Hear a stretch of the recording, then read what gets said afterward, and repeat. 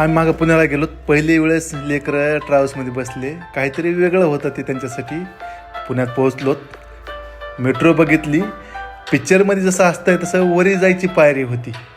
दबकत दबकत मी तर पहिलाच होता. कोमलचा प्रसंग पहिलाच होता. दबकत दबकत त्या पायऱ्या गेलोत. पण लेकरं लगेच सूट झाली. वरी चालले, खाली यायला लागले. एकदम मजा करायला लागले. भारी वाटायला लागलं. कारण की हे आपण पिक्चरमध्ये आणि तिथं तिकीट काढायचं ऑनलाईन असतं आणि मध्ये तिकीट काढायचं मध्ये जाऊ द्यायचं नाही. वरून बघितलं तर कुठंतरी ते राख पाण्यात बसल्याने वाटायला लागलं.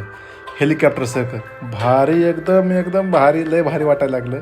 हे जीवन म्हणजे खरंच ते अमेरिका हे मोठ्या म्हणजे बाहेर देशात कसं वाटायला लागलं. मस्त मेट्रोमध्ये बसलोत. पण लेकर काय गपची बसना गेले. मस्त उड्या पिड्या हाणून घ्यायला लागले.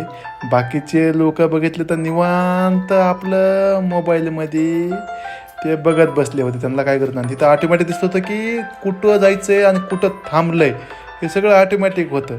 लोकांना बाकीच्यांना गरज नव्हती की तुम्ही काय करालात काय नाही. ते आपल्या मोबाईलमध्ये निवांत गुंग होते.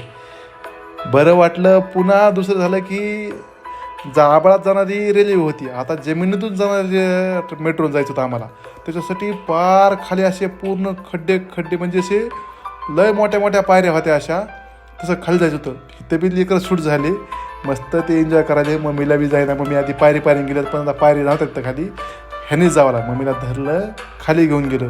बघितलं तर अशा कित्येक अशा पायऱ्या खाली होत्या जाण्यासाठी. म्हणजे किती खाली खोल असं ते केलं असेल त्यांनी. जबरदस्त एकदम भारी वाटलं.